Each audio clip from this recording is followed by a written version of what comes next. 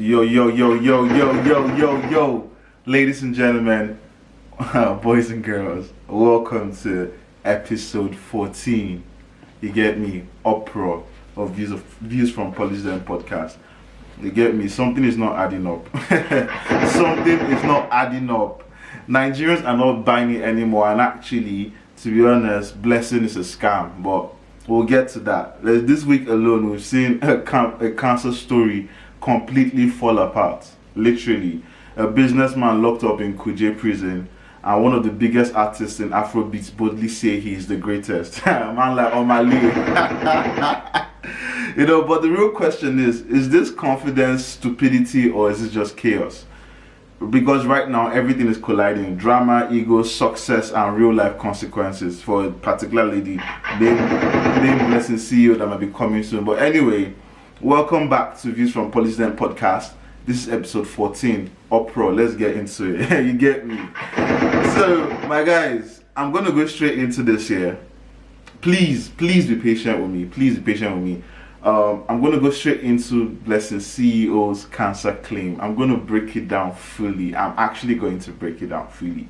And I just ask that everyone be patient because I want to explain it for people who know about it but haven't followed it properly. But just so you guys know, right now, BlessingCEO, I feel she's a scam. Till she can prove otherwise. And I'll explain that in a moment. Just chill, get something to drink, roll up whatever, and just chill with me, listen to what I'm about to say, because this is crazy, guys. This is insane.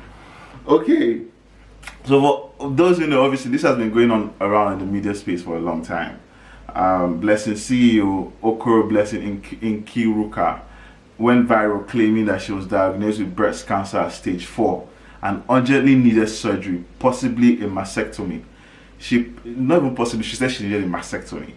She publicly asked for donations, dropped an account number on her video, and even stated that she had listed her house and her car and wigs for sale.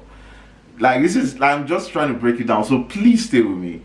Massive skepticism came immediately, because she had previously claimed in videos to have access to hundreds of millions when she was criticizing other influencers or talking about other topics that came across her on her platform or wherever. Very dark man, as a bad boy. Very dark man, questioned her hard for posting an account number with zero medical proof or test results. You get me? And then she replied and then he also went on to say that he needs he's flying into Lagos, and if she's willing, he's gonna meet her and she'll show him her boobs, and he'll prove, and that would be proof or whatnot, and you get a doctor. Obviously, he was playing with it, but at the same time he was saying something real, which is he asking for funds and for medical help with an account number without any sort of medical proof out there. Then BlessingCEO replied to VDM. She was like, very dark man, I hope what you said about pressing my boobs is just sarcasm because I have a man in my life. She left the issue about, she didn't start with the issue about, the issue about boobs, trying to garner sympathy or whatnot, or uproar, I think. Anyway, yeah, she was like, because I have a man in my life, and that's very disrespectful to him. Not to me. No, she didn't disrespectful to her, she's disrespectful to him. She was like, if you're in Lagos, I can tender some evidence in public. We can hold a public meeting with few family, and I can show you the results of the test or whatnot. And she was like, VDM, you also have a past. Let the past be in the past. I can't post my medical record because it's my privacy. That's actually a lie. You can't post a medical result if you choose to, especially when you're asking for help from the public. It is people can't. I'll get into that. Let's calm down first. Anyway, so after she said this when the Who You Are boss with a businessman named Mr. Chidi Mike. He dropped a businessman named Chidi Mike later, and the real family and the real patient's family, right? Okay, sorry. Let me take it back a step because I'm getting too excited. After she made that reply to VDM, then someone named Mario Wazobia dropped a test result allegedly that he got from her proving that, oh, she's got stage 4 cancer and everything that she said is true. So this test result went viral, right? Like as a proof. So like she's trying to say, look, you guys say I was lying, like, you know, and then, but she didn't post it. He posted it. Now keep in mind, like he posted it, but we're going to get there. Like that's why you guys just chill. I hope you're with me, please. Just chill, yeah, just chill. Yeah, I'm trying to get everyone, give everyone the full gist to get people that know about it but don't know the full thing and how to break it down. This is the full gist. Don't worry, sorry, because it didn't bust my head. Anyway, yeah. So the test result that Mario Wazobia posted was to prove that BlessingCEO actually does have a cancer. But then after he posted that and it went viral as well, obviously people saying, okay, yeah, she really does, she wasn't lying. Next thing, a businessman named Chidi Mike, you know, and then later the real patient's family of that particular test result that was posted revealed that Blessing allegedly forged a lab result. Revealed that Blessing allegedly forged a lab result from an actual breast cancer patient named Amadiba. Yeah, Amadiba Mbara. Blessing allegedly manipulated this woman into sending the results to her as, you know, a form of encouragement, you know, and then edited out the owner's name, which is the Amadiba Mbara's name. Edited out the name and the genuine hospital details and changed the address and phone number of the on the test results. You get. Now here's the thing, the phone number on that test sheet belongs to okay, so when she edited all of that, like when, like, allegedly they are saying that, this is that the details on the test results were edited out and forged, basically, because the original owner of that test result is a lady named Amadiba Mbara, who Blessing allegedly, like I said, manipulated to send her the result as some form of encouragement, so that, you know, she could know that, okay, she has people who are going through the same thing. Now, the reason I pause is because the stuff that she edited, like I said, the address and whatnot, when it went viral, people started calling that number, obviously, just to verify that, okay, this is legit. And then it turns out that the phone number on the sheet, you get me, the phone number on the sheet that she puts in after editing, allegedly, you know, belongs to a private line that belongs to a Hausa man in the north, who confirmed and said that he has nothing to do with any hospital. And then it turns out that the address that was also edited in, you know, taken out of the original one I put in, does not exist at all. Sorry, excuse me. It turns out that the address is fake and doesn't exist as written. So what she had edited out and put in, because she put it as Enugu, that's where the test result was gotten from, there's no such address like that in Enugu. Do you guys see what's going on here? Just chill. We're going there. So I'm breaking it down. So this all happened after the businessman Chidi Mike dropped this whole thing. And then the original result now came out, because I think the family posted out the original result, and apparently it comes from a hospital in Delta State, and the family is now suing BlessingCEO, obviously, and put out a police petition for the police petition for fraud has been filed by the family. Sorry guys, excuse me, I'm very excited, so that's why I'm just stumbling on my words. And then after that happened, right, and all this was going on, and people were questioning the whole Blessing thing, and obviously it turned out that the family put out that original results, and then also announcing that, they're suing her, or have started suing her, and have put out a petition for police for fraud. Blessing's social media handler tried to shut it down and posted on Blessing's page, BlessingCEO's page, saying that Blessing never lied about having cancer, neither did she ever publish any cancer results. That was it. She said that part. Then she also said that Blessing is going to address all the allegations very, very soon when she feels stronger. But this is the part that killed me. This is the part that killed me right here. This is the part that killed me. At the end of the whole whatever, all the money donated to BlessingCEO was donated out of love and not out of any cancer result.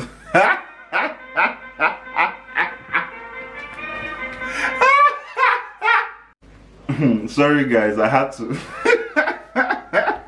I'm sorry, I had to bust laugh. That statement bust my head. Yeah, when I saw that statement, like that part about her saying all the money was donated to BlessingCEO, all the money donated to BlessingCEO was donated out of love and not out of any cancer result. It's slaying me. Like that's like you're setting up, you know, a foundation for a defense. That's literally what it sounded like. But then we go on coming DaddyFreeze, right? And I just want to say DaddyFreeze, you for my hand. OG. OG, you for my hand. Ha! OG. It could have been anyone else but you. Ha, nah. So, you guys who may have watched the DaddyFreeze live, you know, where Blessing was trying to defend herself, get exactly what I'm saying. But for those who didn't, let me break it down like I said I would. So after the statement, after the handler dropped that statement on IG, you know, trying to pacify the people and whatnot, DaddyFreeze, obviously that same day or the day after that, Blessing went on DaddyFreeze's live. For those who don't know, DaddyFreeze is a social media personality and a commentator who has garnered a large following, both here and in the diaspora, and he goes on live talking about different issues and whatnot. So Blessing went on his live, and then like she was trying to defend herself in the sense of like, okay, answer questions directly from his fans about her cancer claim, and it just literally fell apart. You know, she was questioned by two separate people, two separate fans. One was a nurse and the other was a lawyer. Yeah. And then the nurse gave her hard-hitting questions, obviously, like where did you go to do the biopsy, how did it happen, what was the procedure.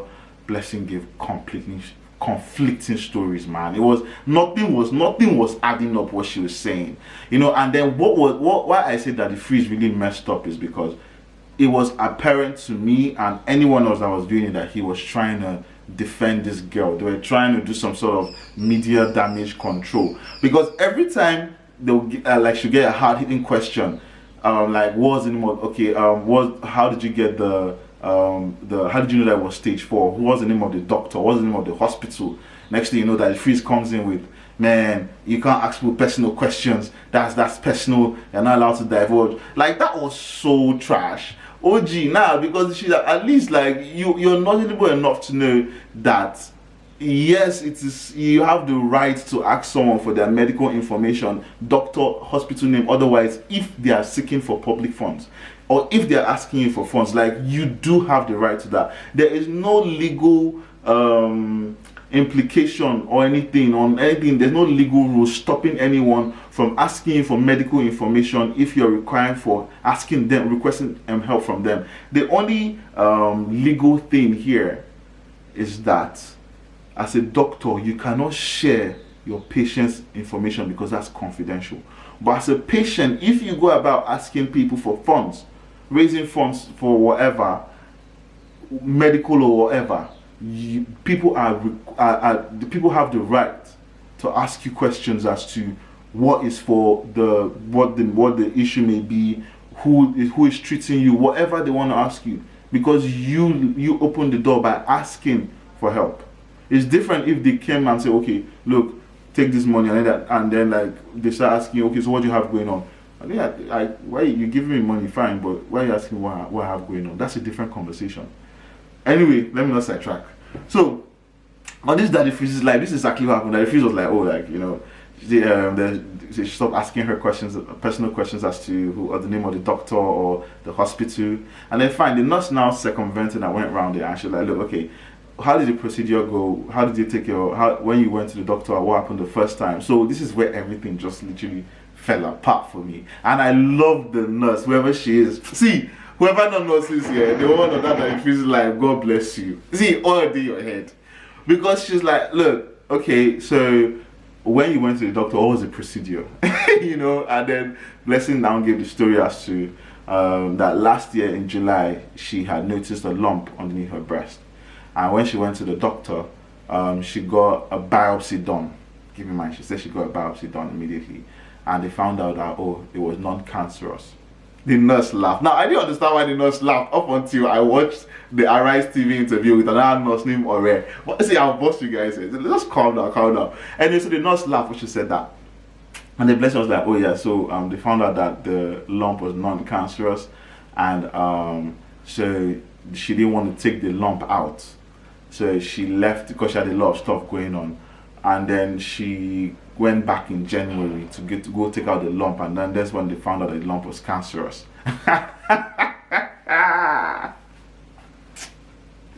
Chai, Nigerians, see, chai, they don't see us finish.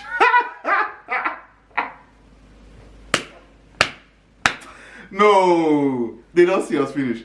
Anyway, she said yeah that when she went back in January, that's when they found out that it was cancerous, and then that's what led to the whole thing. She was emotional and all of that.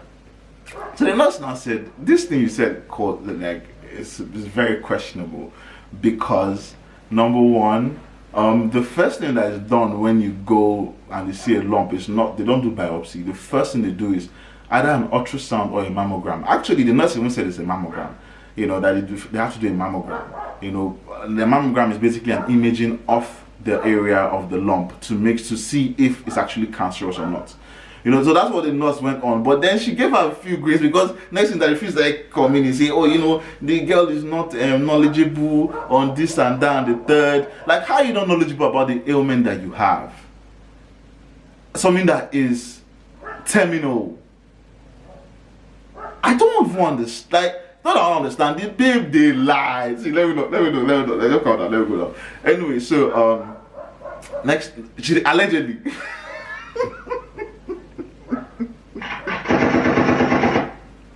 Anyway, so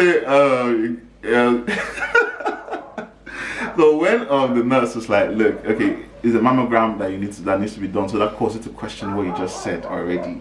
But cool, okay.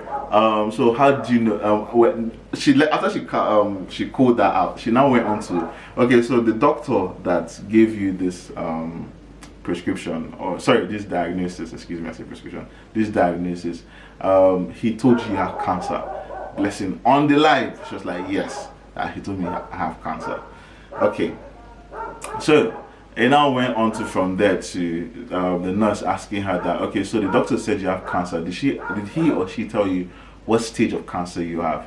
Then Blessing was like, no, they didn't say what stage of cancer. This was on the live. Are you guys checking this? This was on the live. She's like, no, they didn't say what stage of cancer. Then she was like, wait, if you didn't say what stage of cancer, how did you now know it was stage 4 cancer that you were shouting everyone online and asking people for money? She was like, oh, she was just really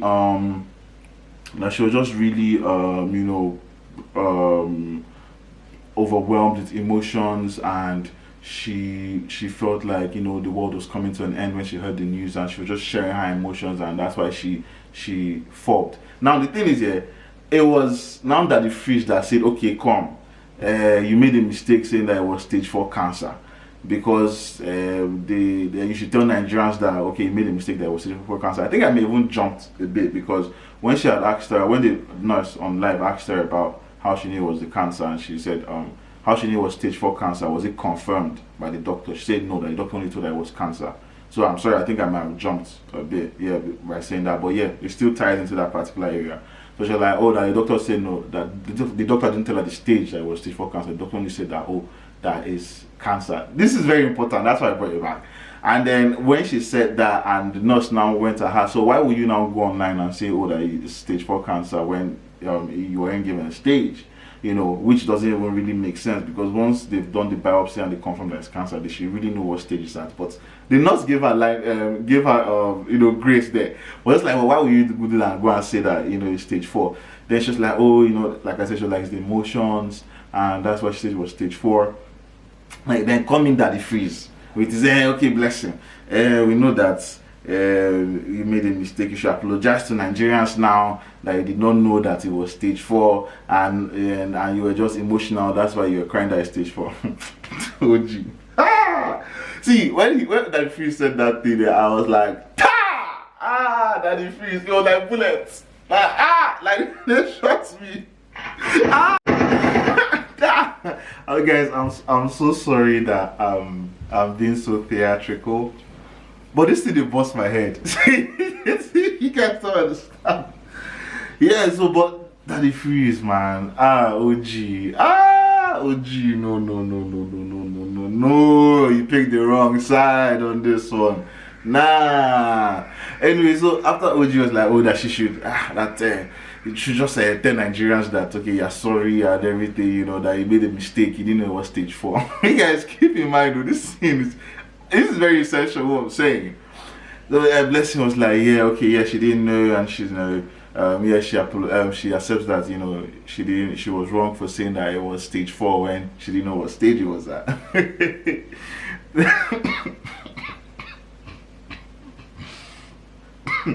Excuse me. And the nurse was like, okay, so why did you shave your hair? Do you get? If it's not stage 4, because the only point at which you start actually shaving your hair is when you actually start, you know, seeing the symptoms of the ailment, or when you're feeling, you know, it gets to a certain situation where your hair actually starts going out, and then you have to start shaving it. So the nurse was like, okay, so why did you start shaving your hair when you had not gotten to that? You're not even clear on your diagnosis, and you're not gotten the stage 4 diagnosis yet, and obviously your hair not started going out. Next thing, surely Blessing was like, oh, the reason she shaved her hair is because, you know, when they told her about the cancer, they tell you what to expect, you know, how you have your hair shaved and everything. So she was just trying to get ahead. She was just trying to get ahead, you know, and start accepting things early. Which, you know, if it's someone that actually, has this ailment, it will make sense in this. You know, it actually makes sense for someone who has ailment or has been diagnosed when you're like, okay, you know what, I just don't want to deal with this at that time, so let me just start getting used to it now. I get that point, you know, it sort of makes a bit of sense. It's sensible, but the problem is, this babe, the scam, allegedly. Allegedly. But till she brings proof, she did scam. Anyway, so see me, I'm sidetracking. Anyway, when she asked her that, obviously, like I said, Blessing was like, oh, the reason she did that is because she, like I said, was trying to get ready for everything and accept everything early. And then the nurse now said, okay, so why did you like go put an account out? And then the nurse now asked her, okay, so did that tell you how much the procedure was going to cost or anything? This is already after debunking the whole procedure thing. Remember what I told you? The nurse has said that if normally biopsy and all that are not done before till you've gotten a mammogram. That's what the nurse said, and on the live. And then Shorty had said that, oh, she didn't get a mammogram, but she got a biopsy. So that has already been discredited. But the nurse just said, come. So why did you go and put an account number if you did not even know what it was going to cost, the stage was at, so you don't know how much it's going to cost or anything? She was like, oh, she just, you know, her friends told her that, Omo, you know, now that you have cancer, and she was feeling like she needs to sell her house to start getting ready. They're like, you know, why will you do that? Why don't you just, you have a full name, why don't you just put an account number and ask people for help? Because what will you go back to after the procedure is done and everything? So that's why she put an account number. So they asked her again, so why you didn't have a particular figure in mind, or so why did you put the account number? She's like, she didn't reiterate what she said, which obviously doesn't make any sense. And then what was it called?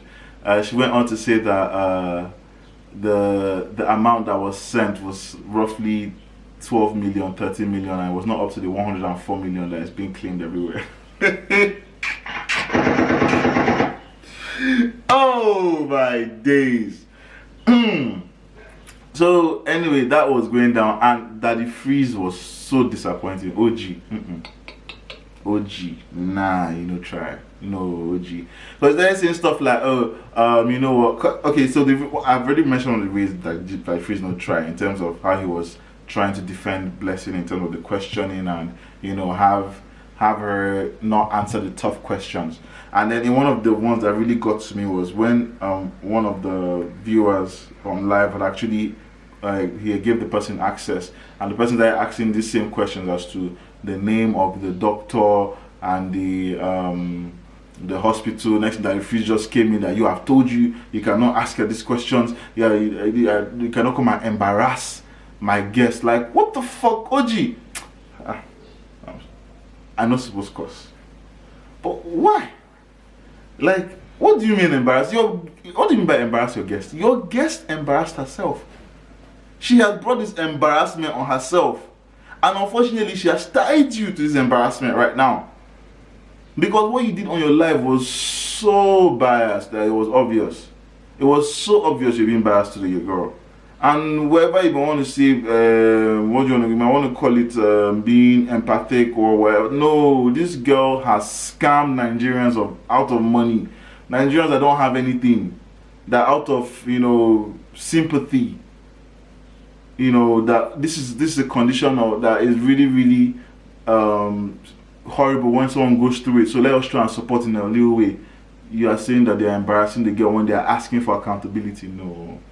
So like DaddyFreeze did not try on this live. Like, he did not try. He was just defending her left, right, and center. Then the one that bust my head when DaddyFreeze said is that okay, you know what, that there are a lot of questions and everything. So he feels that they should have a panel, a board that and they should have a board that will oversee everything, and like a five-man board or 5 people board, with one lady that was on the live. Then he said, come, like, there'll be a blogger, there'll be a lawyer, there'll be whatever, and they'll come, they'll take Blessing to a different hospital, have run the test, and when the test results come out, those people will look at it, verify it, and then share it to Nigerians. Like, are we kids? I don't even understand. Like, what are we doing here, OG? Like, what I don't understand is why DaddyFreeze would let himself be used in this way. And it's so sad, man. And I feel bad for OG because he could have just been chilled, even on the live. Like, he could have just been like, let her answer her questions. But the problem is the issue is not him having her on his live. The issue is the fact that he was defending her left, right, and center. And he was like, felt like, oh, you're trying to cover up for the girl. He even said that, oh, he's the one that told her to go and get a second opinion after she told him when they were on some other podcast. I'm not trying to put in plugs here. Anyways, when he was on Honest Bunch podcast, that he had a conversation with her, and she told him that, oh, she had cancer, and he told her she's sure it's Enugu, whatever, that she should come for a second opinion. So he was trying to emphasize that, oh, I already told her this, so we're on that matter already, and he's saying that there's a particular he was just trying to expand on the fact or show off on the fact that he has knowledge of cancer. But that was not what anyone cared about. The fact is, what we cared about was whether she was lying or not. We didn't care whether cancer from different, how people get diagnosed, peg cancer, whether you read the medical books from when you were 8 or 6, whether you were even a doctor. No one cares. Is she lying? OG, that's the question. And she obviously is capping. Because even your own viewers were calling her out. They even felt bad for you, OG. Like, honestly, I feel like your viewers felt bad for you. Now, why they even calm down? I honestly feel like DaddyFreeze's viewers are like, oh, well, ha, OG, no. Don't embarrass her too, man.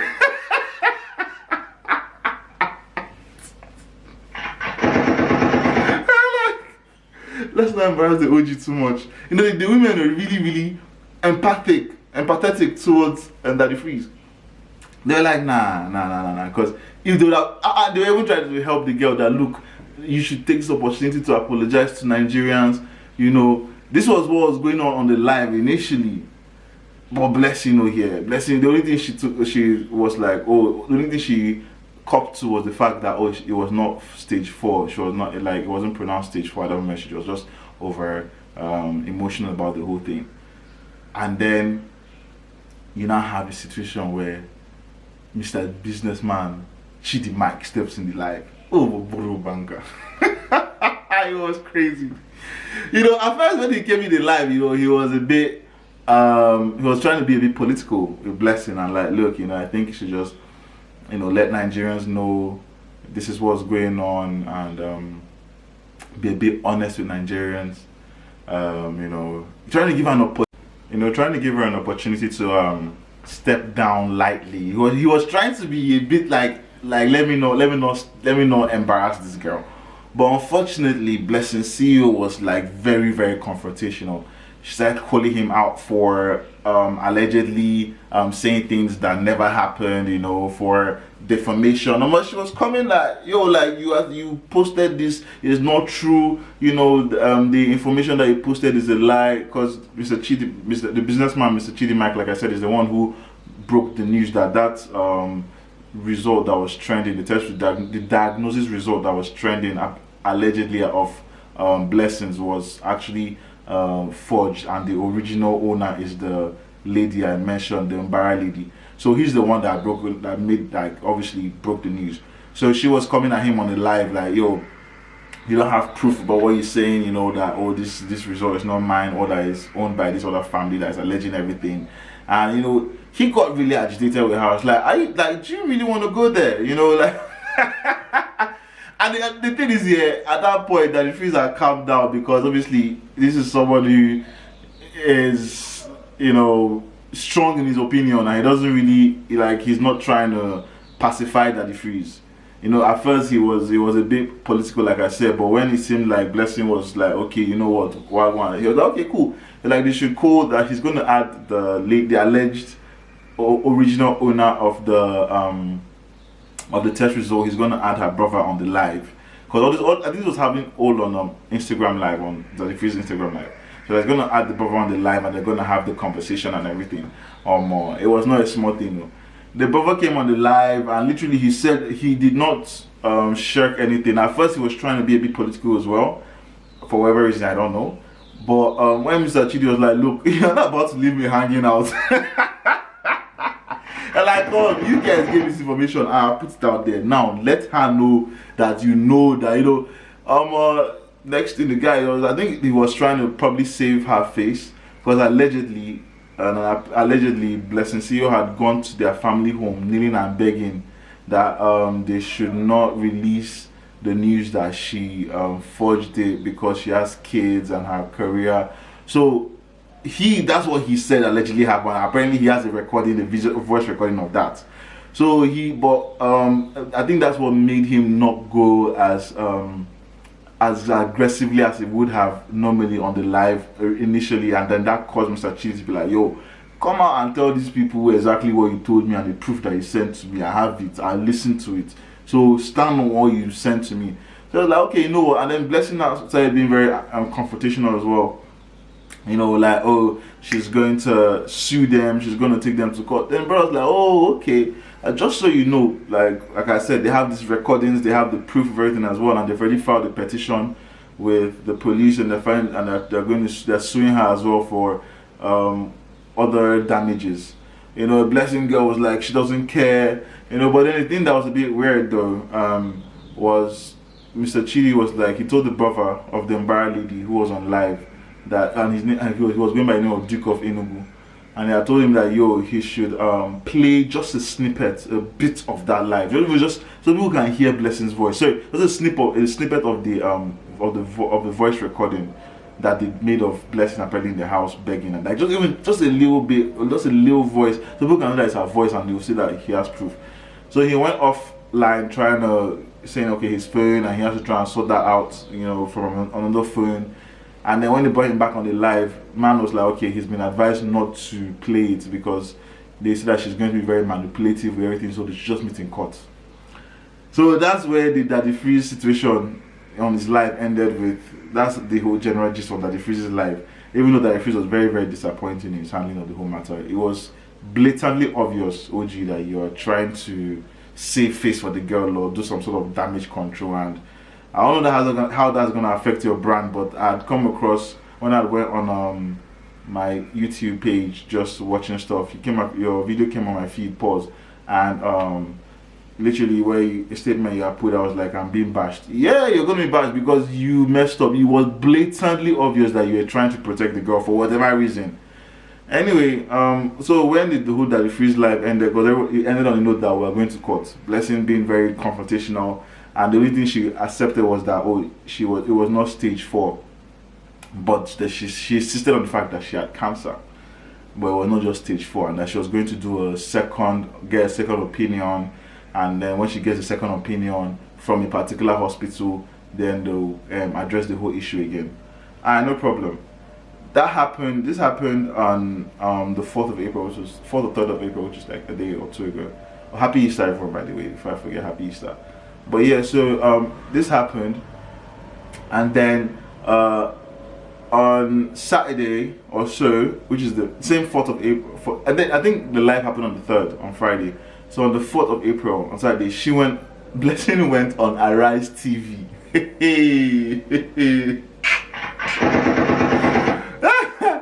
Blessing went on Arise TV to try and defend herself. I don't think she understood the difference between a journalist and an online commentator who has some sort of relationship with you. Because even if a journalist has a relationship with you, once you go on their show on that camera or more, 70% of the time they don't have any loyalty to you except their job and getting the best sound bites they can and getting the best, bringing as much out of the interview as they can for their network. Blessing went on Arise TV, guys, and she got grilled seriously. This is where for me it fell apart completely, and it was proven that she is lying. Until BlessingCEO can come and say, God forbid, until she can bring proof, unequal, what's the word I'm looking for? The proof that like the doctor will come out and be like, I'm the one that did the test result, and yes, and then the medical board accepts that yes, this person is saying the truth. That's the only time I would agree. If not, Tufia. Nah. Anyway, so like I was saying, it's a full breakdown to we're at the final side. Blessing went on Arise TV to go and defend herself. And she was confronted by an anchor, Ruth Arowolo, absolute legend. Like what you did was beautiful. And a doctor named Dr. Orelua and a human rights lawyer named Effiong. These are the three people that just bust this whole case for me. So, this long story short, the same questions that she was asked on the live, but she tried to maneuver and didn't answer properly. She was asked right on Arise TV proper, and Dr. Ore was not playing. See, that Dr. Ore babe, nah, gunshot in the air for you. So the Dr. Ore babe was like, yo, she asked her straight up, what state did you take the test? Blessing said she did it in Enugu. That's fine. She repeated her procedure story, the same thing where she said that she got the lump in July last year, and it was benign or non-benign, whatever, which means that it was non-cancerous. She left, came back, went back to the doctor, that same doctor, this year January, to take out the lump, and then they found out that it was cancerous.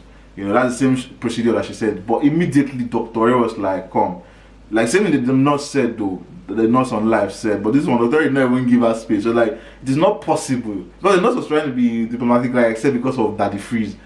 Dr. A told her straight up, it is not possible that you went for a biopsy without doing a mammogram. And Dr. A even added, it's what did she call it? An ultrasound. So apparently, for ladies, if you're below the age of 35, you're going and they see a lump or whatever on your chest or whatnot, on your breast, whatever, they do an ultrasound first. So an ultrasound is an imaging of your body, obviously, to see what the lump is. I'll have a rough idea of what the lump is and how far the infection may have or may not have gone before they do a biopsy, which is obviously where they go in and they try and take out a bit of tissue and with whatever instrument that they use. I'm gonna go shut that down. She's like, straight up, first one, first. I say, okay, this is looking interesting. When that was already that first thing, I said, child, let's see you fuck off. Like that, these are signs of a pathological liar, someone who would dig in. She's digging in with delusional thoughts, thinking that people are just gonna believe her. But anyway, allegedly. Let me continue.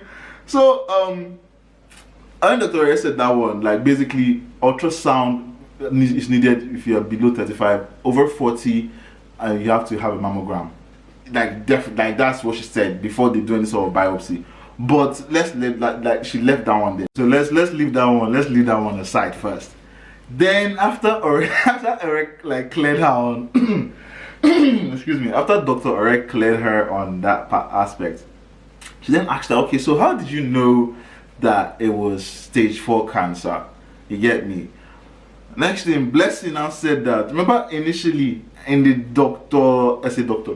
DaddyFreeze's live, Blessing had said that, oh, she didn't know it was, the doctor never said it was stage 4, right? Blessing on Arise now said that, oh, that she now claimed that the doctor told her it was stage 4 and that she has a report to prove it. Hey, Giskia.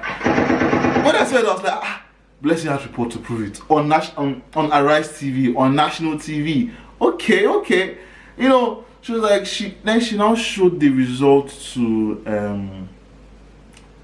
Dr. Ore. First things first, Dr. Ore saw, she just said, excuse me, this result you're showing me is the same one that went viral, that Mario Wazobia posted that went viral, that you're saying you never sent to anybody, right? Blessing said yes. See, Dr. Ore, all day your head. See, Dr. Ore, wherever you are, all day you are a sharp babe. What? The first thing Dr. Ore said was, this looks like the exact same one that went viral, that you claimed you never sent to anyone. Blessing says yes. I said it's yes, it is. Hey, Dr. Ore now said that was the first one that she did, yeah. Then, because for those who don't know, this Mario Wazobia, sorry I'm digressing. I want everyone to get in the full gist. I'll go back to this version. The Mario Wazobia I'm talking about is the blogger who I had mentioned earlier on, released the test results allegedly that were sent to him from Blessing to try and garner support, because he had said that, look, if you are putting out account number for help, then you need to put out proof so people can know. So send it to me. If you don't want people to know, like you know, you don't put it out yourself, send it to me and I'll put it out. You know, then Blessing was like, okay, no problem, send me, because the guy took screenshots of every conversation we had with Blessing and posted it up. And Blessing was like, okay, send me your WhatsApp number, which he did. And then obviously Blessing then forwarded him the alleged doctored or forged test results that he now posted. But then why he's even pissed is because Blessing had told him, yo, you know what, hide out all my name and everything. But he said no, like if he's going to post it, he has to at least put her name. I make sure it's her name that's on the that at least her name is showing on the test result. So she said, okay, no problem, you can show my name but hide out all the information. So basically I'm letting you guys know that is the test result that went viral, and then Blessing on DaddyFreeze's live claimed that that's not her result and she never sent the result to anybody. That's what she said, and she never gave anyone the right to share her results. She said that she sent it but she didn't give anyone the right to share it. So no problem. Well, now on the Arise TV now, she's saying that, oh, that yeah, it's the same result that allegedly she had sent that has gone viral, you know, but she didn't repeat whether she had given him the right or not. She just said, yeah, it's the result. Okay, so this I like Dr. Ore. Oh dear.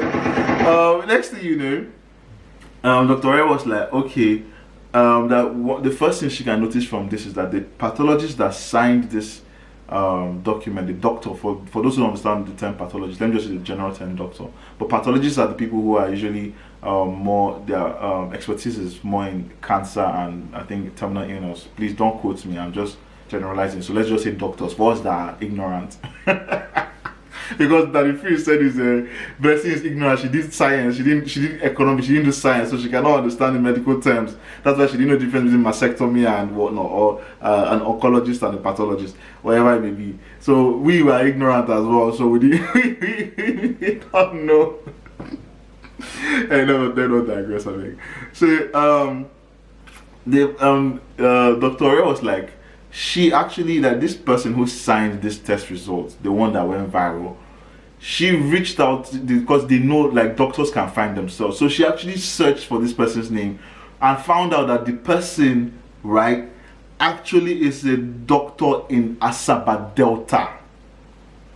in Asaba Delta State, right? And that he says he knows nothing about that result because his signature was used, his name was there, but obviously the hospital details, the phone number of the hospital that was put there, everything else was wrong. The doctor's number is not going to be there. So you can't call the doctor, but his signature and his name is there. But obviously, as doctors, they know how to find themselves because Dr. Ore said it clearly that as long as you're a doctor in Nigeria, you can be found. As long as doctors want to find you, like they have ways to reach out. They can reach out to the medical board, wherever, and you can find the person. So she found the Dr. Ore and the doctor. She found the doctor that was written, the doctor whose signature was on the test results that Blessing was claiming is hers. Now, keep in mind, she means that she had called. Now, she said she called the doctor on Tuesday. Tuesday being, let's say, 28 or 26 or thereabout, I'm not sure. But she called it Dr. Tuesday. So she wasn't talking about when Blessing gave her the result then. No. She noticed it because she had seen the result go viral when it did. And she took it upon herself to actually reach out and find out if that doctor signed it. And at that time, the doctors, when she made the call and everything, doctors said no, he didn't know anything about that. So obviously, I think that's what also drove Arise to actually bring her on the interview yesterday.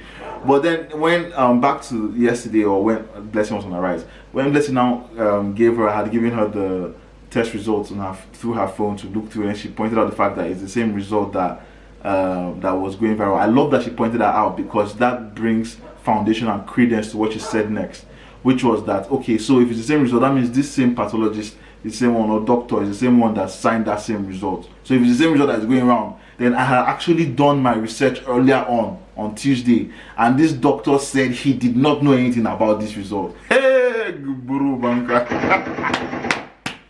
And then also keep in mind, this is Asaba Delta, not Enugu. The result that has been going viral, obviously, shows that the hospital is Enugu, and people have found out that there's no hospital like that in Enugu. There's no address like that of a hospital like that in Enugu. So it turns out that this whole thing is actually in Asaba, and the address apparently is supposed to be in Asaba, but that was not brought up on the Arise. But I'm just saying that, I'm just saying that off the conversations that have been going online. But anyway, let me leave it on what is brought up on the Arise TV. So it turns out that the doctor is actually based in Asaba Delta, but it brings credence to the hospital being in Delta. But anyway, let me leave that. Then the human rights lawyer, Effie Young, stepped in and explained the legal implications, stating that she can be sued for obtaining money under false pretenses by every Nigerian who donated. Forgery is a crime. Literally, that's Yahoo. The medical board will obviously be interested because they want to know which. Yes, the medical board will be interested because they do not have a right over the patient or whatever, or Blessing, but they have rights over the doctors because they're the ones that obviously oversee doctors and punish them and whatnot. So the medical board will be interested because they want to know which doctor has given her this analysis or diagnosis, especially if it was wrong, if it's proven that it's wrong and it's the way it's gone viral. So that's another thing. So the doctor now that has been, his name is there, can sue if it turns out that he never had anything to do with this, because you've put his license at risk. Just that what I'm saying. That's another legal liability there. And then at the same time, you do understand that once if it's turned out that surgery, I say surgery. It's not that the forgery that it was a forgery. Obviously, you understand that's criminal charges. We're not talking about civil charges anymore. EFCC coming inside, that's criminal. Oh boy. The Blessing was just there looking at the guy like, I think she didn't understand, or maybe she's so lost in her world that she doesn't get what is coming for her. Because this is not a joke, bruv. Like, she has set herself up for serious failure. Like, maybe she thought this might have just been something that's just going to go viral once, but nah, B. And I think she's digging in, like she's still digging in, and okay, let me just, sorry for digressing, let me keep going.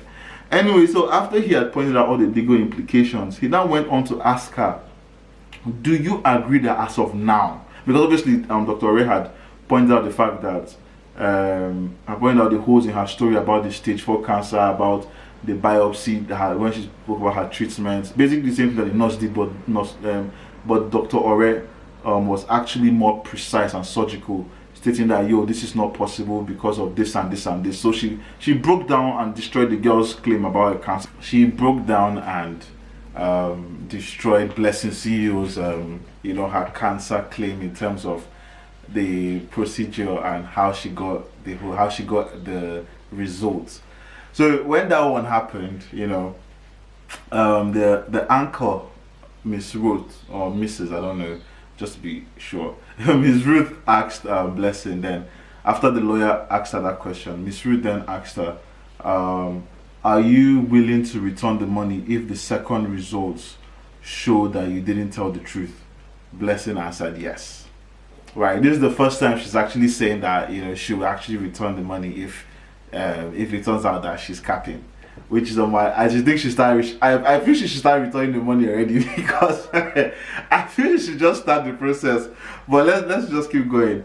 So when she answered yes, then she also tried to elaborate on the fact that is when she's waiting for a second opinion. So when that comes through, then Dr. Rep pointed out immediately that that test result, it actually says second opinion. So it doesn't even say just first opinion. So all this while that DaddyFreeze on his live was there saying she should go and get a second opinion clinical. The result that was shared that went viral, and even the one that Dr. Red looked at, said second opinion. So that means that she's doubling down on the fact that she has cancer. You get, and that is what's it called, stage 4 to an extent, because that result says second opinion, and obviously in the same result she's saying that the result says that she has stage 4 cancer. That was a serious problem. Dr. Ore also added that it is medically impossible for a lump to be non-cancerous and then suddenly become stage 4 without being missed. Like, it had to have been missed during your first ultrasound, mammogram, whatever, or biopsy, for it to all of a sudden become cancerous. And then she also added that if a patient goes in with a lump, the doctor takes it out. They are not going to let you leave. Do you understand? Whether it's cancerous or not, but they will take it out. And then the only way they will not take it out is if the patient decides against medical advice to discharge themselves. But that rarely happens, because according to her, when they see lumps like that, 90% of the time it's cancerous. And the only time they won't take it, the only time it's not cancerous most times is when it's missed earlier on. So with all these things that Dr. Ray literally pointed out, it stabbed so many holes into Blessing's claim about this whole cancer thing. And it just made me realize that this girl has been lying to Nigeria. She looked like a fool up there. She was taking back her words, trying to explain herself. So many times she was like, wait, let me explain. Like, she was like, wait, let me explain. You're not letting me explain. Like, she's trying to gather her thoughts, and the Dr. Ray made so many concise points on that Arise TV show. I think you guys should go watch that interview if you're so interested in the topic the way I am.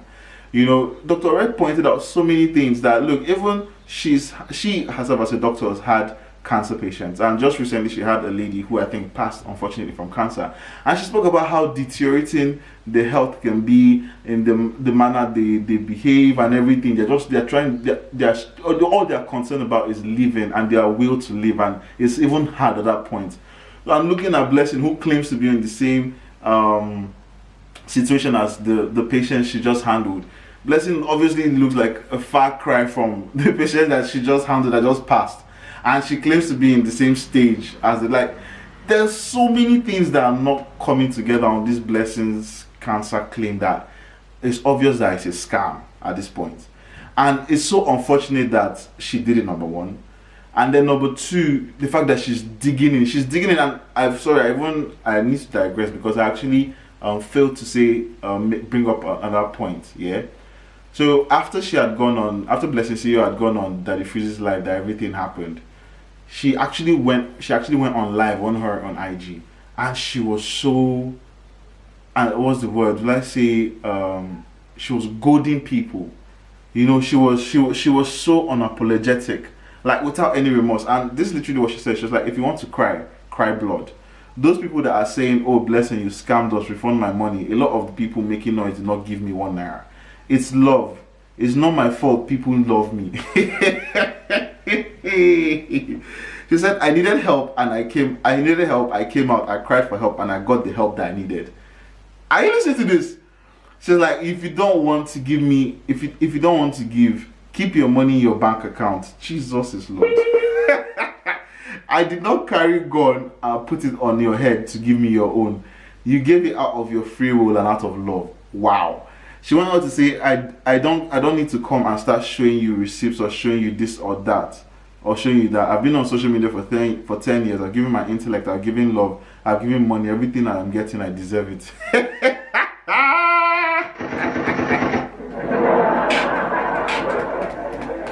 You deserve it. You deserve it, and you deserve what's coming for you very soon. You get me? She said, then someone when she was on live, someone had dropped a comment on her live saying, aren't you shameless and all that. She said, and literally guys, I'm quoting exactly what she said. She said, you should have known me long ago. I don't have shame. Even if I paste my account number now on this live video, people will still dash me money. Go and build a brand for yourself. You are the brand. This is disgusting. This is absolutely disgusting that someone will go so low, stoop so low. Do you get to get money from people? Do you understand what I'm saying? And then even at the point of when you've been called out for lying and you've been caught, do you get what I'm saying? You are even non-apologetic, non-remorseful. Like she did this live. After she did this live, then she went on Arise TV. This is insane, guys. This is someone who comes across as a pathological liar. Because it makes no sense. A simple apology would have actually ended this thing a long time ago. Yes, she'd have been dragged. But I think Nigerians should have been a bit more apologetic. Well, not apologetic, but a bit more empathetic in some way. But this one that she's been digging in and proof after proof in terms of is being brought against her.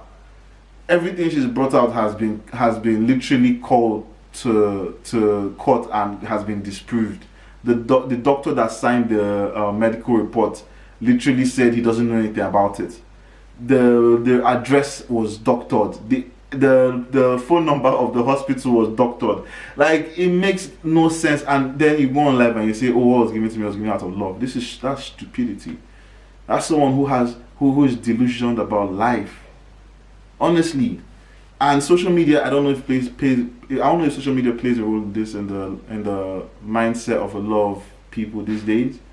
But the fact that she thinks the idea that all what's the word that they say? All media is good media or something like that. I can't remember the right term. But they're basically trying to say that any sort of news about you is good. Nah, there's some type of news that is detrimental to you as a person. Forget your brand. This thing she's done is crippling. Like, personally, I don't feel there's any coming back from this, because first of all she has to prove that it is real, and then any doctor who's signing anything for her at this point, any sort of, yeah, we know Nigeria anything is possible, but with the amount of public interest in this, any doctor who's signing any sort of medical result for her is putting himself up to serious scrutiny, not just to Nigerians but to the medical board itself. And that's his license, he or her license is at stake. So if BlessingCEO does not have this cancer, oh boy, it's over for her, and it's over for anyone who may have, anyone medically, any medical practitioner who may have assisted her in doing this. So if, let's say, that doctor, it turns out that the doctor was actually part of it, he's done. Because if it cannot be proved that this girl has this thing, and so far, from what I've said, until she proves it, like categorically proves that she actually does have this unfortunate ailment, BlessingCEO is a scam, and she deserves anything that's coming towards her. Anything that, because it doesn't make any sense. This is wickedness of the highest level. Like, you're using an ailment that is prevalent and people struggle and deal with every day, that destroys homes literally because they're losing loved ones, and then the way they react to the loss can make or break their home. But they're dealing with losses, serious losses, and then you use that to enrich yourself, make fake claims. And then the worst part is when you're even caught and everything, you're still digging in. and then you're mocking the people saying they sent you the money out of love. No, stupid. Nobody sent you anything out of love. They sent it out of empathy, as the lawyer rightly stated, the human rights lawyer, Mr. F. Young. As he rightly stated, though everything that was sent to you was sent to you out of empathy. And because you asked, you reached out asking for, and then you did that under false pretenses. As a lawyer, that is a criminal crime. That's a criminal. That's a crime. You know what I'm saying? Like that's a proper crime, and that's a cyber crime. That can bring you proper time in jail. And let's say, okay, yes, it's a cyber crime, white collar crime. You might not get as much time normally if there's no public interest, but there's overwhelming public interest in this. So that even puts in more pressure on the judiciary to like make sure they punish this person, so no one else does this. So you've literally made yourself a scapegoat, blessing. And the way she was looking on that Arise TV interview, she was a bit nonchalant. At first she was guarded with her hands folded, so you could tell she was scared and all that. But when they were talking about the fact that maybe misdiagnosis, I think that might be her next step. She'll say, oh, that it was a misdiagnosis, or she was misdiagnosed. That I see Nigerians, I'm telling you, that's what this girl is going to say. That she was misdiagnosed. But unfortunately, it's cap. BlessingCEO is a scammer, and she should be held liable for it. She has scammed Nigerians. She's preyed on emotions, and she's enriched herself from it. And due to the overwhelming public interest, she needs to be held accountable. I'm a lawyer as well, guys, so I just don't practice, but I am a lawyer. So from a legal perspective, I've given you guys my view. There's a law riding on this, and if it turns out that she's lying, legally she's liable, like civilly and criminally. Both facets she's liable. So I won't even say good luck to her, because I don't think well, you know what, since we're still waiting for the third opinion, not the second, the third opinion to come out. Good luck to you, blessing. Good luck to you. For your sake, I hope it's true. I hope it's true. But from all things that have lined up, you know, when it quacks like a duck, moves like a duck, walks like a duck, it must be a duck. What did this guy say? If it looks like a up, moves like a up, dance like a up, then it must be. So basically, like, it's clear. I'm not sure if I got the thing right, but it's polished then, so I have to give you guys some lyrics. But anyway, yeah, going on to another controversial situation, because this is a basketball topic. This episode is called UPROAR, so everyone is getting it, man.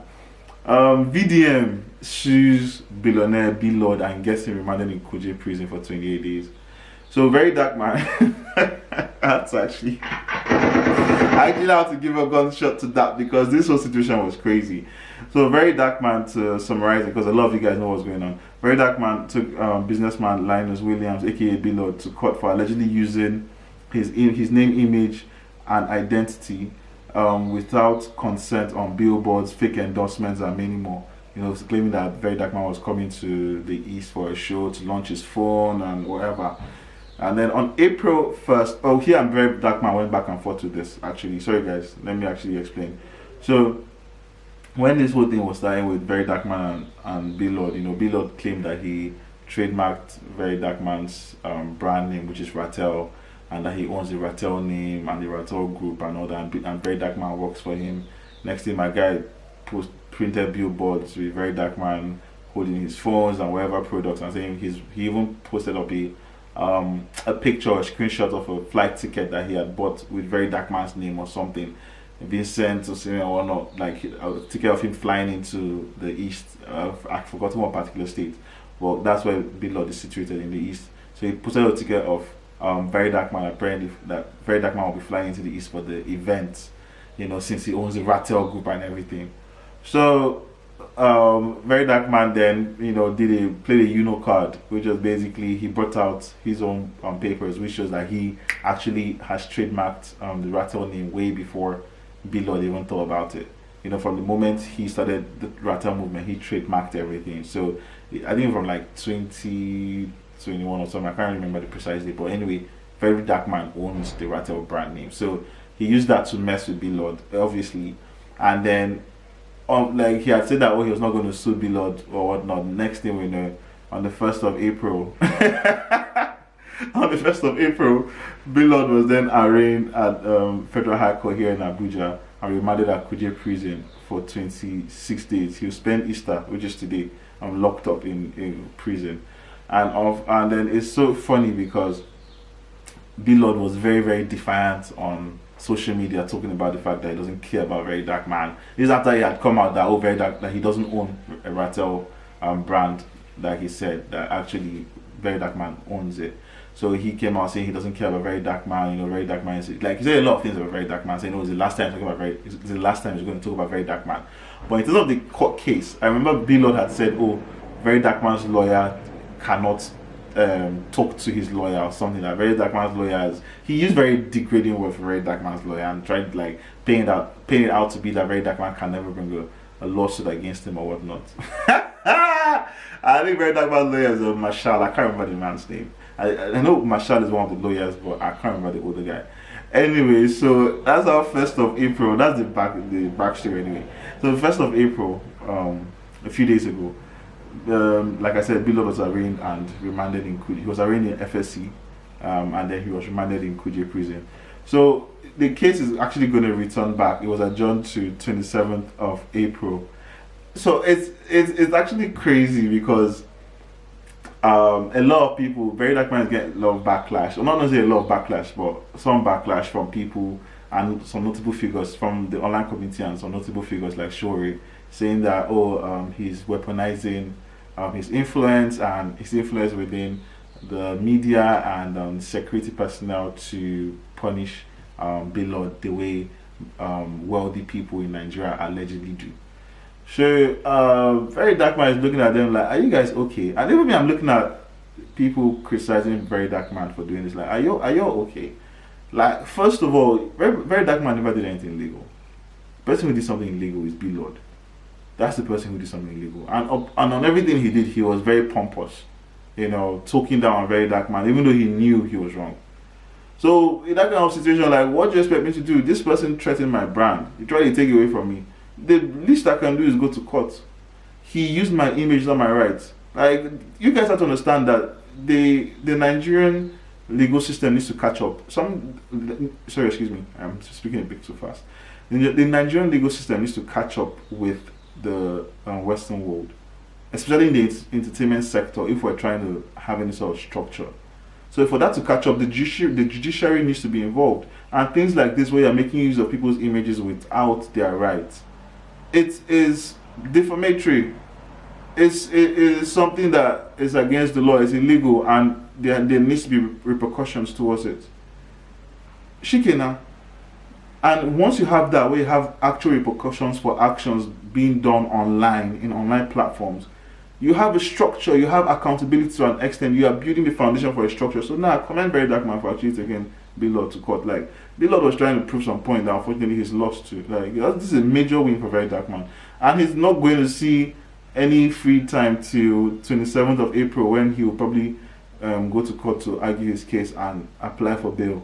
So, like, man, big God, Very Dark Man, man. Big God, Very Dark Man. But yeah, that's a little bit of controversy. Let's go into some music. You know, that's what we do on that's what we do on Views from Paulys Them podcast. You know what I'm saying? It's all about the music, entertainment, and culture, but focus more on the music, because that's what we're trying to push out, like the African sound and commentary on the African sound, the new music that's out. What we're vibing with, get like stuff like that, and what the artists are doing. So right now, I'm excited to see. Excuse me. D'banj and 2Face dropped a track named "Feeling Good." You get me? They also dropped the visualizer as well, and the track is crazy nice. I like it. Two legends link up on this classic banger. It's actually a classic type of tune, you know.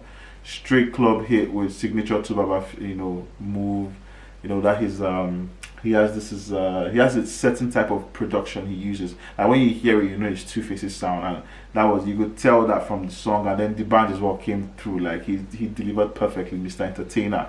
Now I have to give them that. Like, it was a good track. You know, this song is called "Feeling Good." You guys go check it out.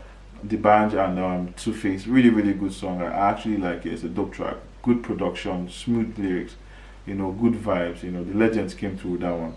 And Jeriq with "No Cap." Nah, So we have No Cap, like I said, by Jeriq. Jeriq is a dope ass rapper, man. One of the biggest rappers that's come out of the East and now out of Nigeria. He's really, you know, setting himself out. Like, actually, you have to give the man a gunshot. So Jeriq comes through with this song named No Cap, the official video for it anyway.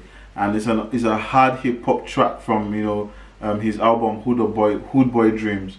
Talks about grinding, talks about grinding, relying on God, and not being scared of being broke, only scared of dying young. Jeez, my boy, you know, straight up, you know, as long as you rely on God, you're not going to ever be scared of dying broke, bro. Once you rely on God, you're never scared of dying broke. It's only about dying young, and don't worry about it. God's got you too. That was like, I love the song. Dope production and tight delivery. He was in the pockets with his deliveries. It was a really good video to watch, and it's a dope song to listen to. So you guys go check it out. Let me know so far if you like the songs I've spoken about. The Good, Feeling Good by D'banj and Two Face, and then the Jeriq No Cap. Actually, Feeling Good is actually an old song. Yeah, it was recorded years ago, and it leaked out in 2010. In 2010. It leaked in 2010. So literally that's when it came out, you know, but they did the video now, an official visualizer for it a few days ago. So go check it out. Then the next track I want to talk about is Mavo Shy Lover. Nah, I really like this song. When I see your face, I smile. Hey, you be shy lover. Nah, I like the song. Mavo is Heady's next rated. Like, no one can tell me nothing else. Mavo literally killed with this song. Smooth, slow Afrobeats jam about love, you know, going broke for your woman, you get me, and the pressure of providing for others as well. Mavo's vocals are getting more refined. Like, actually they are. Like, and fans are asking if it's the next rated, Heady's next rated. I'm saying his Heady's next rated. Paulys then Pod is calling it early. Mavo is Heady's next rated. Like, this boy is on fire. Like, this Shy Lover track is insane. Then Odunsi comes back with a banger, man. You know, a track named Dangerous Love featuring Nathania. You know, he also dropped the official video for it. It's a dope track, Afrobeats / soul / you know, 80s disco type of vibes with like mad production. Odunsi's productions are always crazy, and his sound choice is always unique. That's why I really like him. Like, Odunsi's smooth, playful lyrics, you know, plus Nathania's perfect R&B vocals match perfectly. It's an absolute hit. I'll say you guys go listen to it. Dangerous Love, dope song from Odunsi, bad boy. Omah Lay, he's dropped his this is not a song anyway, but he dropped his album Clarity of Mind. It dropped on 3rd of April. It's already the highest streaming 2026 album with 230 million Spotify streams already. It's a massive project. So maybe that's why he made this statement, saying in a recent interview, Omah Lay declared himself the best in Afrobeats right now. Bad boy. I see you.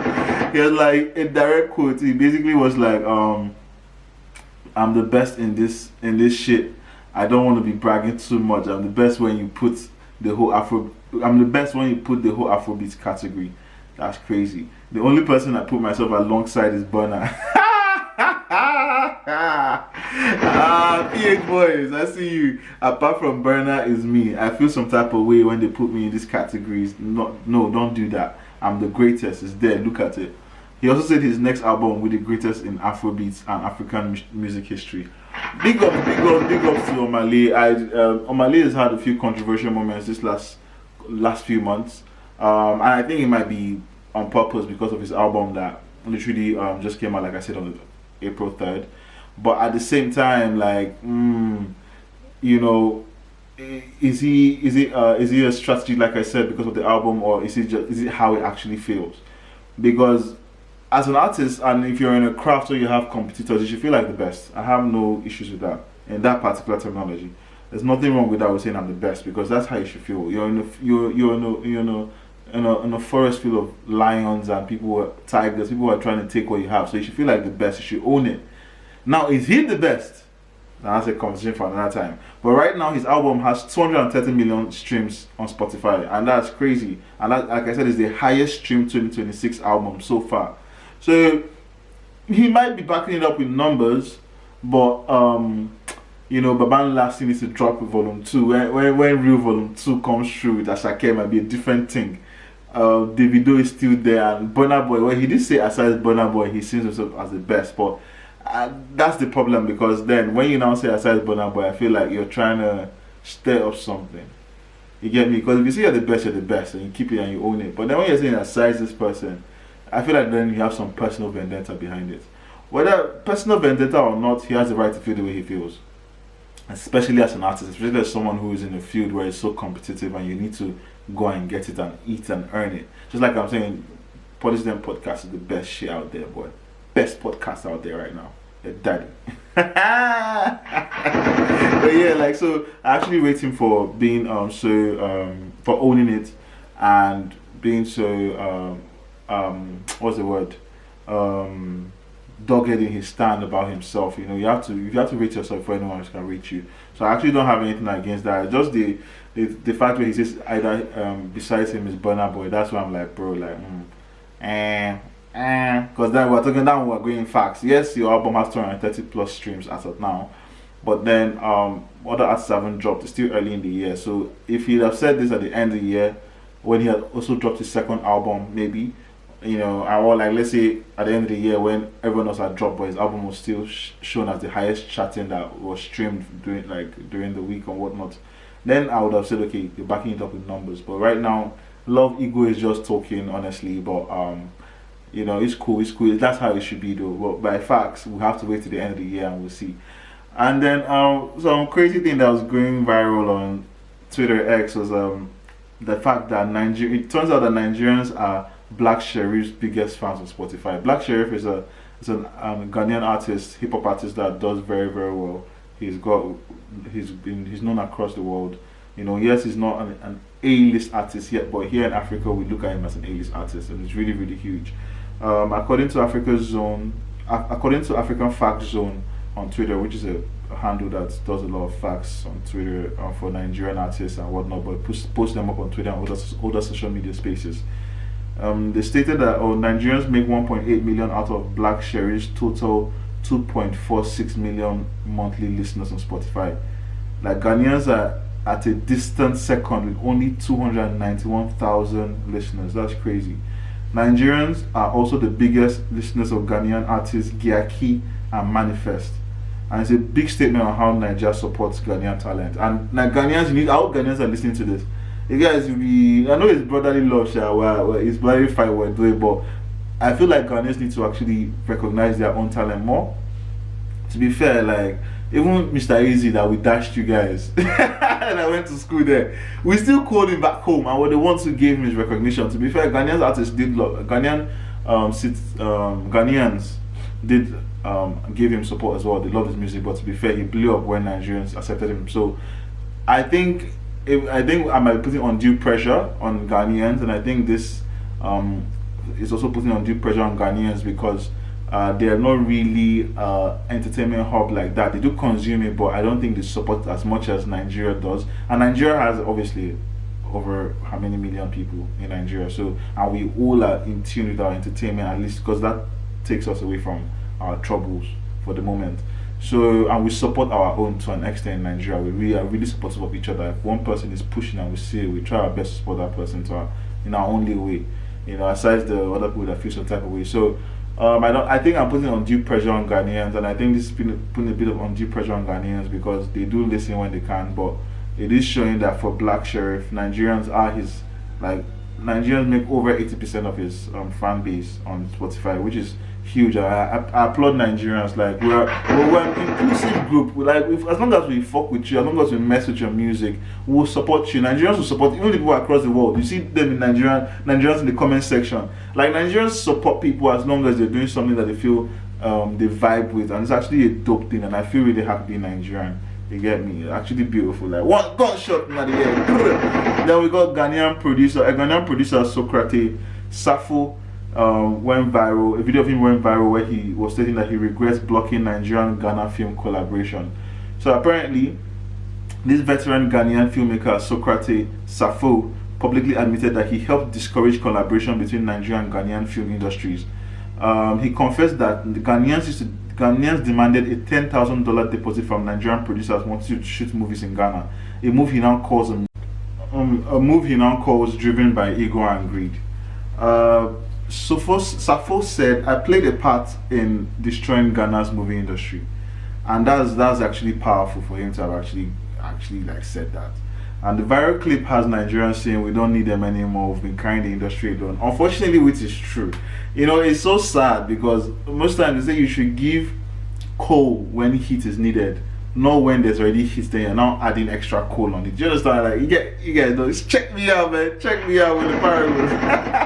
But yeah, basically, because when Nollywood was in its infant stage and would have really benefited from the collaboration between the Ghanaian movie industry and ours, it didn't happen, and Nollywood had to strive, like literally beg, grit to be able to get to where it is. And they had amazing scripts, some horrible, but they tried. You know, their comedy was crazy, and Nollywood became the beacon for movies and entertainment out of Africa, which is incredible and insane. And then now we have Funke Akindele doing 300 and something B. Hey, 300 and something billion. And you have, oh no, not 300 something, 3 point something to be fair, excuse me, let me not overstate it. 3 point something billion. And then you had Timi's movie, which did I think over 100 million or so. So Nollywood is catching up proper on its own. So right now, I'm sorry, but I have to stick with my Nigerian brothers. We don't need Ghana. At this point, Ghana has to give us a substantial reason as to why we should share our light with them, because they've got a lot of things going on. They had the whole, the whole wave of Americans coming back, and they were making fun of us that Americans are not coming to Nigeria, they're all going to Ghana to go and get passports. So they should chop that way now. They should leave us. We were building infrastructure. You get me? We're building the entertainment infrastructure, which is the biggest thing in the world, and we're building right here in Nigeria, and Lagos as the hub. So, and Abuja is also catching up. You get me? But yeah, so I follow my Nigerian brothers and sisters in saying that we don't need Ghana for anything, and we should just keep doing what we're doing. If they want the 10K dolls, we'll find a way and pay them, and we'll go and shoot and come back. It's all right. We don't need to stress ourselves. If they want to work with us, they want to collaborate with Nigeria, they need to give us a tangible reason and benefits for as to why Nigeria and Nollywood should share its light with Ghana at this point, when they're not even sharing their tourism with us. Because if they were really about sharing, they would have the whole move back to Africa that Americans and all of them are doing, or we're doing at a point. They would have said, okay, we'll send some of you guys to Nigeria, but nah, they hold all of them, so allow us to enjoy our hustle. You guys enjoy yourself. Then on to something that a surprise post actually from Seun Kuti. He posted a surprise apology on his IG story. Seun Kuti he dropped a simple apology stating that I just want everyone to know that I was wrong and I apologize. Bros, go and sit down on the bicycle. No specific details on who or what, but the April 1st time he has people wondering if it was April Fool or a genuine moment. Like, I don't even rate Seun Kuti at this point. I actually don't. Unfortunately, I do not rate you, because especially with what he just did. And it's hard for me to say, but I actually don't. You get, because unfortunately you came out of your ass talking bare grease, something that was unnecessary, insulting Wizkid and his fans for no reason. And at the worst part, at the week where your dad was being given a lifetime achievement award from the Grammys, and the person who was able to push the needle for your dad to get to that point is the person you're insulting, Wizkid and his fans, for no reason. Why? Because they say Wizkid is bigger than Fela. That was so immature, and I lost all respect for him. I'm literally saying the truth, like how I feel anyway. So, and then the worst part is this apology is now like a joke. You're doing it on the 1st of April, even though you might say, oh, he was genuine, but you don't mention who is true or anything, and then you do it on the 1st of April. That is known across the world as like the April Fool's Day. Like, so what kind of joke are you trying? Like, nah, I don't rate the guy, man. Anyway, I just had to bring it up because I was quite surprised when I saw it. What do you guys think about the post? Do you guys feel like I do, like there's no reason to even give him any sort of listen or anything, because man's not got the capacity apparently to understand what he's doing at this point? I'm sorry to say all these things, but from someone's behavior you can tell how they move. Like, for someone that's done so much for your family without any sort of benefit, because there's nothing the Fela family is doing for Wizkid. Nothing.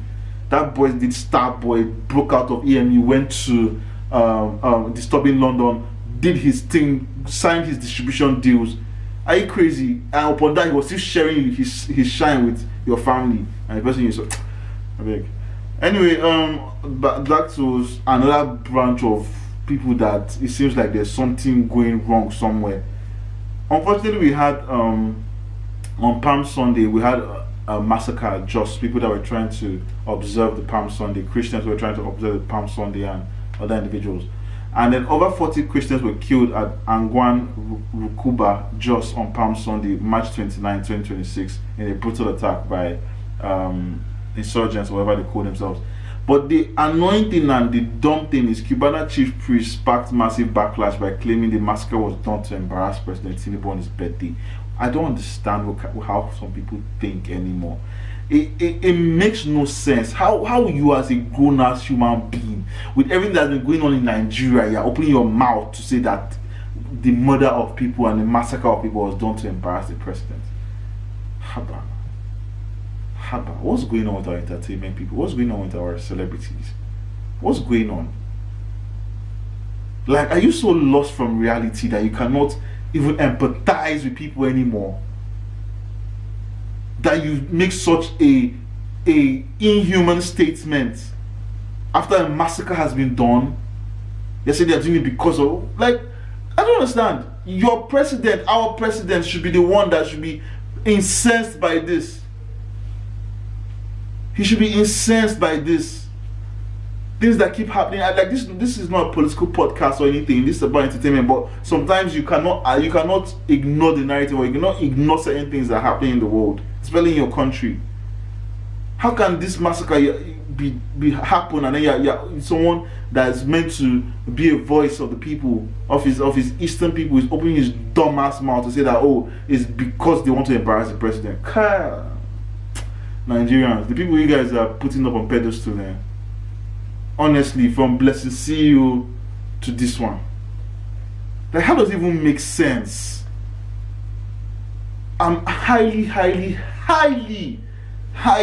disgusted with what Cubana Chief Priest has said. I don't know him personally as a human being. I watch his videos. He comes across as funny sometimes. There was even a time I was even supporting his movement when I felt like he was being genuine. That was before the whole politics thing. I'm not into politics. That's my business. I vote who I want to vote for, and that's my own personal choice. But this whole behavior, I'm highly disappointed in Cubana Chief Priest. Wherever he needs to drop an apology, wherever he's thinking, wherever he's from, is obviously not aligned with what's going on in the world, in Nigeria right now. So, Chief Priest, CP, he fucked up. And you need to tender an apology to those people that have lost loved ones over insecurities that the president cannot seem to handle. Yes, there are other factors, there are a lot of things that are involved. That I'm not doubting that. But right now we're talking about the massacre and your comments. So you owe those people a damn apology, and all that money that you have, you should send some over there to give them some sort of reprieve as an apology as well. You might not do anything, but at least you hopefully save your face. Anyway, ladies and gentlemen, boys and girls, this has been episode 14, Views from Paulys Den podcast, UPROAR. I hope you guys have enjoyed it. I hope you guys have loved everything, my commentary on where I've come from. Overall, this week has shown us something clear: success, drama, ego, consequences, and consequences that will be coming for some people sooner than they expect. Everything is connected, and when it all comes together, you get UPROAR. You get me? Let me know what you think in the comment. Which topic? Let me know what you think in the comments. Which topic shocked you the most? Don't forget to like, subscribe, and follow Views from Paulys Den podcast on every single platform. Follow us on every single social media platform at Paulys Den Pod. You can see we have the merchandise available. Just hit us up on the social media platform and order your own merchandise. Thank you guys for the support so far. It's your humble host, Paul Angia Jr., and I'll catch you in the next episode of Views from Paulys Den podcast.